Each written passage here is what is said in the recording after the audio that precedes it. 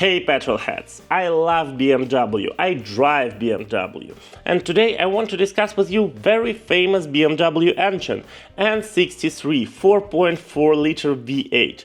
And it is famous mostly because it is extremely unreliable, at least in some generations. And today let's figure out whether it is a good idea to buy a car with one of those engines. This engine was presented in 2008 and you can find it in any full-size model of BMW starting from 5 Series.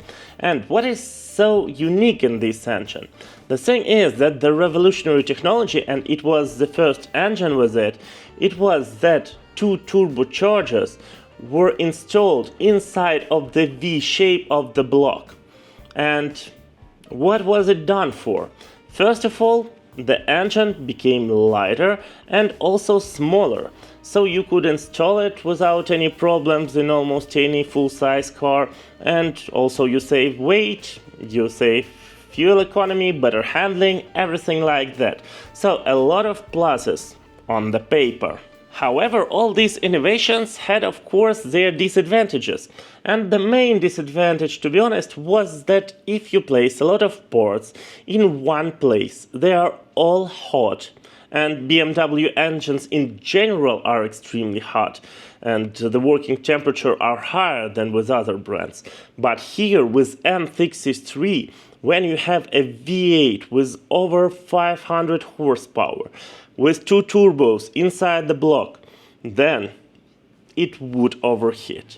And that's the main problem, which leads to everything else. Yes, of course, there were some other common problems with these engines, like with any engine on the market, the new engine, like fuel injection failure and others.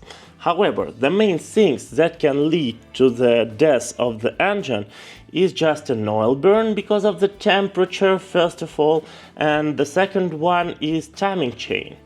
And that really ruins these engines, and sometimes on the first engines you can have first problems on the mileage less than 50,000 kilometers.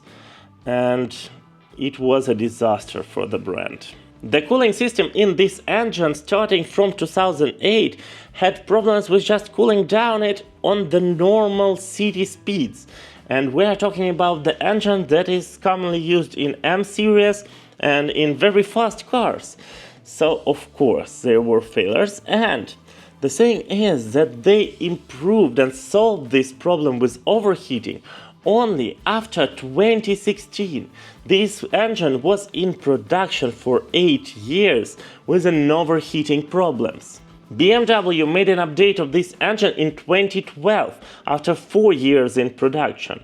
However, they didn't solve the main problem, the overheating, because they didn't work on the cooling system, almost didn't, and like a lot of different engines and technologies, DSG, TSI and TFSI engine in Volkswagen and Audi, it was a bad technology from the very beginning, but then it improved a lot.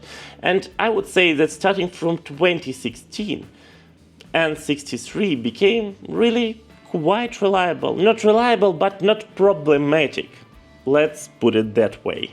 Because inline 6 liters BMW engines are extremely great, both diesel and petrol options, and they can last for 300,000 kilometers without any problems, usually with the proper maintenance. Of course, it's not a Toyota, but you can expect a lot from them, and even more power output from 1 liter if we tune a car a little bit.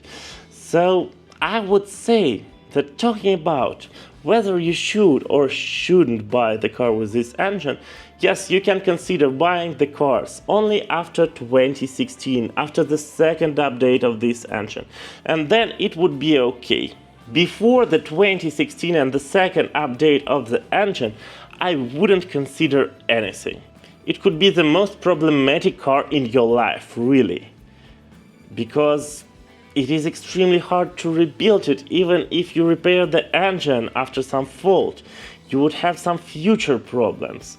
And why would you go for a car that would cost you something like $10,000–15,000 to put into the engine repairs more than that?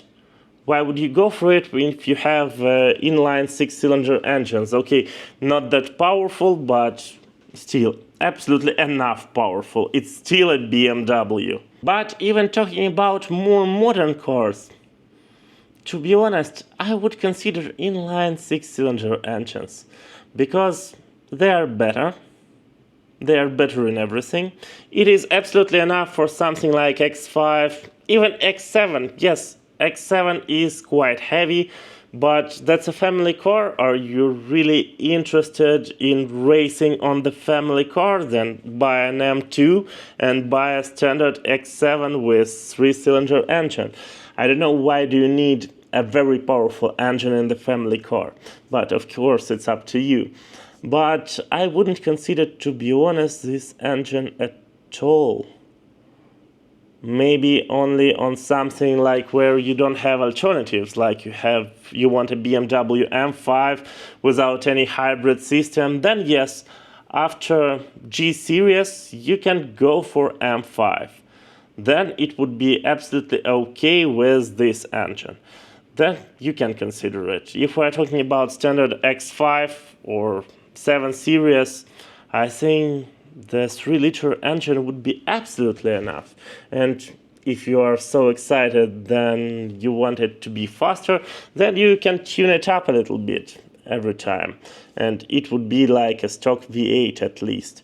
So what are your thoughts about 4.4-liter V8 engine N63? Maybe you have an experience. Please write in comments what do you think about this engine, and especially share your experience of owning the car with it. And your like would support this channel a lot. Thank you for watching. See you soon. And don't forget to subscribe.